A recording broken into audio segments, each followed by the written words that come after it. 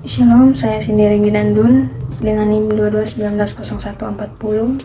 Saya akan mempresentasikan materi tentang pajak penghasilan pasal 21. Pengertian PPh 21.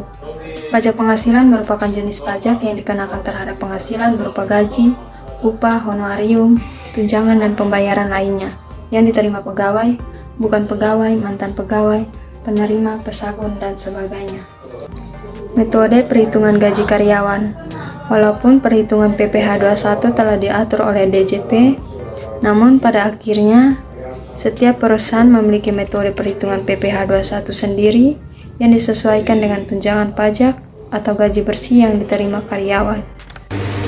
Cara perhitungan PPh 21 karyawan tetap. Dikutip dari situs DJP, karyawan tetap adalah karyawan yang menerima penghasilan dalam jumlah tertentu secara teratur atau pegawai yang berstatus kontrak dalam jangka waktu yang telah ditentukan. Nah, yang menerima penghasilan dalam jumlah tertentu secara teratur. Ada 3 metode perhitungan PPh 21 yang paling umum, yaitu yang pertama, metode gross atau gaji kotor tanpa tunjangan pajak. Metode gross diterapkan bagi pegawai atau penerima penghasilan yang menanggung PPh 21 terutamanya sendiri. Ini berarti gaji pegawai tersebut belum dipotong PPh 21. Yang kedua, metode gross up atau gaji kotor tanpa tunjangan pajak. Metode gross up diterapkan bagi karyawan atau penerima penghasilan yang diberi tunjangan pajak atau gajinya dinaikkan terlebih dahulu sebesar pajak yang dipotong. Yang ketiga, metode net atau gaji bersih dengan pajak yang ditanggung perusahaan. Metode net diterapkan bagi karyawan atau penerima penghasilan yang mendapatkan gaji bersih dengan pajak yang ditanggung perusahaan. Contoh perhitungan pajak PPh untuk karyawan atau pegawai tetap dengan perhitungan PTKP. Alia adalah karyawati pada perusahaan PT ABC dengan status menikah dan mempunyai 3 anak. Suami Alia merupakan pegawai di perusahaan PT BCD. Alia menerima gaji sebesar 7 juta per bulan. PT ABC mengikuti program pensiun dan BPJS Kesehatan. Perusahaan membayarkan iuran jaminan hari tua atau JHT karyawannya setiap bulan sebesar 3,7% dari gaji. Sedangkan Alia membayar iuran JHT setiap bulan sebesar 2,00% dari gaji. Premi jaminan kecelakaan kerja atau JKK dan jaminan kematian atau JK dibayar oleh pemberi kerja dengan jumlah masing-masing sebesar 0,24% dan 0,3% dari gaji. Pada bulan Mei 2020, di samping menerima pembayaran gaji, Alia juga menerima uang lembur atau overtime senilai 2 juta rupiah. Maka hasil perhitungannya adalah sebagai berikut. Gaji pokok sebesar 7 juta dan tunjangan lainnya jika ada sebesar 2 juta.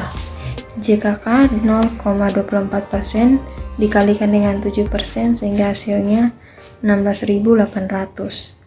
JK 0,3% dikalikan dengan 7 juta sehingga hasilnya 21.000. Penghasilan bruto 9.037.800. Pengurangan yang pertama, biaya jabatan 5% dikali dengan 9.037.800 sehingga mendapatkan hasil 451.890. Yang kedua, iuran jaminan hari tua atau JHT 2% dikali dengan gaji pokok 7 juta sehingga mendapatkan hasil 140.000. Yang ketiga, jaminan pensiun atau JP 1% dikali dengan gaji pokok 7 juta sehingga mendapatkan hasil 70.000. Sehingga total pengurangan berjumlah 661.890.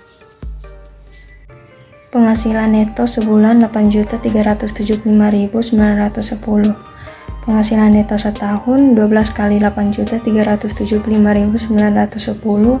Hasilnya adalah 100.510.920. PTKP atau penghasilan tidak kena pajak minimal 54 juta lebih itu baru bisa dikenakan pajak. Penghasilan kena pajak setahun 46.510.920. Pembulatan ke bawah 46.510.000.